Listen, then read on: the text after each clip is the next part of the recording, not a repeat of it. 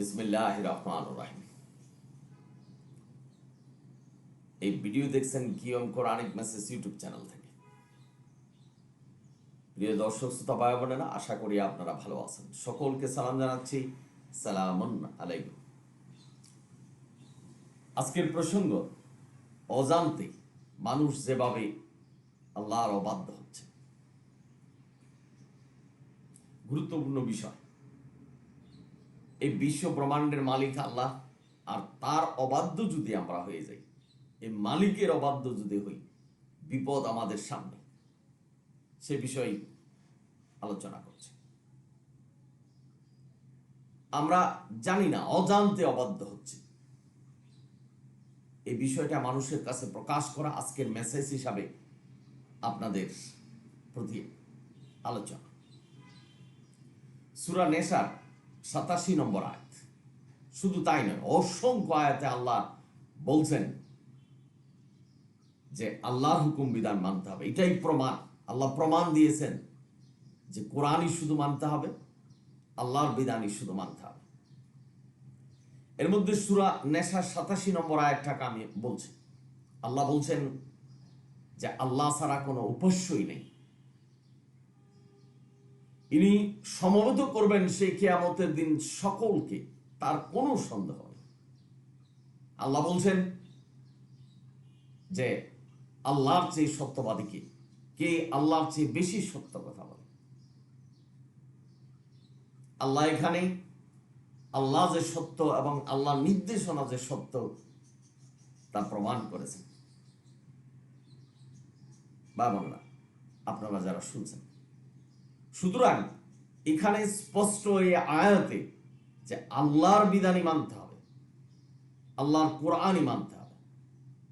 আজকে সমাজে মানুষ এই কোরআন ছেড়ে দিয়ে অন্য কিছু মানছে। আমি আগেও কথাটা বলেছি যে কোরআনের একটা আয়াতে যে কথা বলছেন সেটাই সত্য। আল্লাহর চেয়ে সত্যবাদী কেউ নয়, আল্লাহর চেয়ে জ্ঞানী কেউ নয় যে ওনারা নির্দেশনা দিবেন আর সেই নির্দেশনা মানতে হবে। আল্লাহর চেয়ে জ্ঞানী কেউ নয়, এই কথাটা সালামুন আলা মুহাম্মদের ক্ষেত্রে প্রযোজ্য।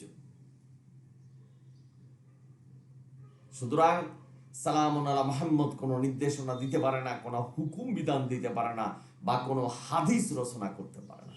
যেটা আজকের সমাজে আমাদের মোল্লারা বলছেন বুখারী শরীফ, মুসলিম শরীফ, আরো যত হাদিস গ্রন্থ আছে এবং মোল্লারা যে হাদিসগুলি বলছেন এগুলি নবীর নির্দেশনা, সেটাও কোরআনের মতো করে মানতে হবে।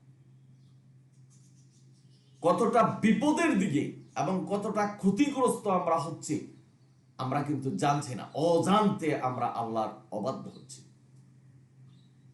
কারণ আল্লাহ বলছেন আল্লাহ জ্ঞানী, এর উপরে কেউ নেই। কে আছে যে কিতাব লিখবে এবং সেই কিতাব আমরা মানব? বাবা, আমাদের অজান্তে কিন্তু মানছি। অনেকে বলছেন যে এই হাদিস বুখারী শরীফ, মুসলিম শরীফ না মানলে কাফের হয়ে যেতে হবে। আজকে সমাজে বলছেন। আমি তুলনামূলক আলোচনা করছি, আপনারা যারা শুনছেন কোরআন ভিত্তিক আলোচনা করছি যে কোরআনই মানতে হবে, হাদিস মানা যাবে না, যেটা কোরআনের সাথে সাংঘর্ষিক। এরকম হাজারো লক্ষ হাদিস আছে যেগুলি কোরআনের সাথে সাংঘর্ষিক, সেটাই আমাদেরকে মানতে বাধ্য করছেন এবং মানাচ্ছেন, এবং এই হাদিস অনুসারে আল্লাহর হুকুম বিধান পালন করাচ্ছেন। এবং আমরাও না বুঝে না শুনে অজান্তে এই হাদিসগুলি মেনে আমরা আল্লাহর অবাধ্য হচ্ছি, আল্লাহর নির্দেশনার প্রতি অবাধ্য হচ্ছি, কোরআনের প্রতি অবাধ্য হচ্ছি। যে অবাধ্যতার কারণে আমাদেরকে জাহান্নামে যেতে হবে। আজকের এই কিয়ম কোরআনিক মেসেজ ইউটিউব চ্যানেল থেকে আপনাদের মেসেজ দিচ্ছি যে ইবাদত করেন সেটা আল্লাহর কোরআন ভিত্তিক হতে হবে।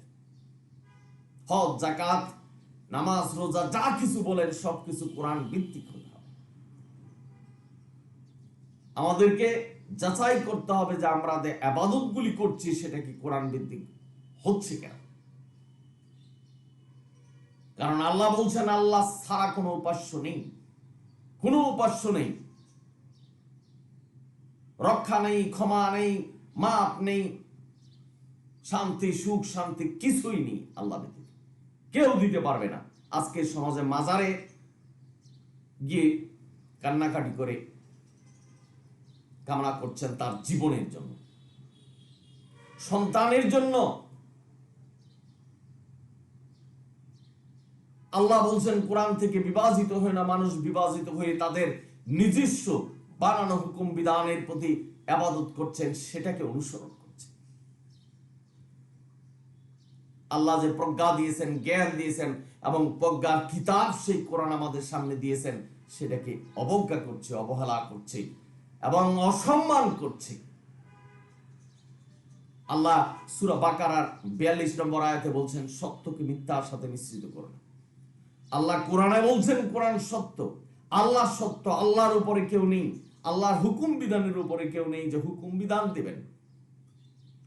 আর এই আল্লাহর হুকুম বিধানের পরিবর্তে হাদিসের হুকুম বিধান মানা হচ্ছে, যেটা আল্লাহর অবাধ্যতার শামিল, আল্লাহর হুকুমের অবাধ্যতার শামিল, আল্লাহর একত্ববাদের অবাধ্যতার শামিল। আল্লাহ বলছেন আল্লাহ এক, আমাদেরকে সেটা মানতে হবে, সেটাই আমাদের ভিতরের বিশ্বাস। এই বিশ্বাস যদি না থাকে তাহলে যত ইবাদত করি সেটাই বাতিল হয়ে যাবে। আর এই আল্লাহর একত্ববাদের উপরে যদি আমরা অবাধ্য হই যে আল্লাহ একত্ববাদ নয়, অর্থাৎ আল্লাহই শুধু হুকুম বিধান দেয়নি, নবী রাসূলরা হুকুম বিধান দিয়ে গেছেন, সেটা আমাদের কোরআনের মতো করে মানতে হবে, তাহলে আল্লাহর একত্ববাদের উপরে বুলডোজার চালানো হবে। বাবারা, আপনারা যারা শুনছেন, সুতরাং আল্লাহ ছাড়া কোনো উপাস্য নেই। আল্লাহ ছাড়া কোনো উপাস্য নেই মানে আল্লাহ যা বলেছেন, আল্লাহ যা নির্দেশনা দিয়েছেন, যেভাবে দিয়েছেন সেটাই আমাদের অনুসরণ করতে হবে, এটাই সত্য। আল্লাহ বলছেন কোরআন পথ দেখাবে, কোরআনই সত্য পথ, ইন্না হাযাল কোরআন। এই সত্য পথকে আমরা ছেড়ে দিই, অসত্য পথ কোরআনের সাথে যা সাংঘর্ষিক সেই পথটাকে বেছে নিয়েছি এবং সমাজে প্রচার প্রচারণা হচ্ছে। আমরা নিজেরা এই মোল্লাদেরকে ডেকে এনে লক্ষ টাকা দিয়ে ওয়াজ করাচ্ছেন, তারা হাদিসের কথা বলছেন, সেই হাদিস মোতাবেক জীবন প্রতিষ্ঠা করছেন, এই অজান্তে আল্লাহর অবাধ্য হচ্ছেন। একটি কথা মনে রাখবেন, আল্লাহর অবাধ্যতা মানে জাহান্নাম। আমরা এখানে পরীক্ষা দিচ্ছি, পরীক্ষা দিয়ে আল্লাহ যেভাবে প্রশ্ন করেছেন এই কোরআন থেকে প্রশ্ন করবেন, সেইভাবে যদি আমরা উত্তর না দেই, জীবন প্রতিষ্ঠা না করি, তাহলে জাহান্নামে যেতে হবে। কোরআন থেকে বিভাজিত হতে আল্লাহ নিষেধ করেছেন সূরা ইমরানের 103 নম্বর আয়াত। বিভাজিত হয় না, কোরআন যেভাবে আছে সেভাবেই তোমরা পালন করো, যে নির্দেশনা আছে সেই নির্দেশনাই পালন করো। কিন্তু আমরা কোরআন থেকে সরে গেছি। সমাজে একটা কথাই প্রচলন, আজকে যদি কোরআনের কথা বলেন, কোরআনকে অনুসরণ করতে বলেন, তাহলে বলবে যে ভাই আল্লাহকে মানছেন, নবীকে মানবেন না। এই কথাটাই হলো শিরক। অর্থাৎ সে বুঝাতে চেয়েছেন যে আল্লাহর নির্দেশনা মানবেন, নবীর নির্দেশনা মানবেন না। কিন্তু বুঝতে পারছেন না যে আল্লাহর নির্দেশনাই নবীর নির্দেশনা। নবী কোরআনের বাইরে যায়নি, কোরআনের নিয়ম পদ্ধতি হুকুম বিধানের উপরে কোনো হুকুম বিধান দেয় নেই বা প্রচার করে না, এটাই সত্য। পৃথিবীর এমন কোনো মানুষ নেই যেটা প্রমাণ করতে পারবে যে নবী কোরআনের বাইরে গিয়ে কোনো হুকুম বিধান দিয়েছে বা আল্লাহ হুকুম বিধান দিয়ে অনুমতি দিয়েছেন নবীকে যে তুমি হুকুম বিধান দিয়ে তোমার কওমের কাছে প্রচার করো। যার সনদ নেই, যার দলিল নেই, সেটা নিয়ে আমরা গবেষণা করছি, জীবন প্রতিষ্ঠা করছি। আমরা যে অজান্তে আল্লাহর অবাধ্য হচ্ছি সে বিষয়ে আমাদের জ্ঞান নেই। আর এই জ্ঞান শূন্য অবস্থায় যদি আমাদের মৃত্যু হয়, জাহান্নামে যেতে হবে, এটাই সত্য। সুতরাং এই কিওম কোরআনিক মেসেজ ইউটিউব চ্যানেল থেকে আজকের মেসেজ, আল্লাহ ছাড়া কোনো উপাস্য নেই, কোনো সন্দেহ নেই যে আল্লাহ আমাদেরকে সমবেত করবেন সেই কিয়ামতের দিন, অর্থাৎ বিচার করবেন। কি বিচার? আল্লাহর নির্দেশনা কি আমরা মেনেছি, কেবলমাত্র আল্লাহর নির্দেশনাই মেনেছি, না মানব রচিত কোনো নির্দেশনা মানছি যেটা আল্লাহ বলছেন কোনো মানুষের আনুগত্য করা যাবে না।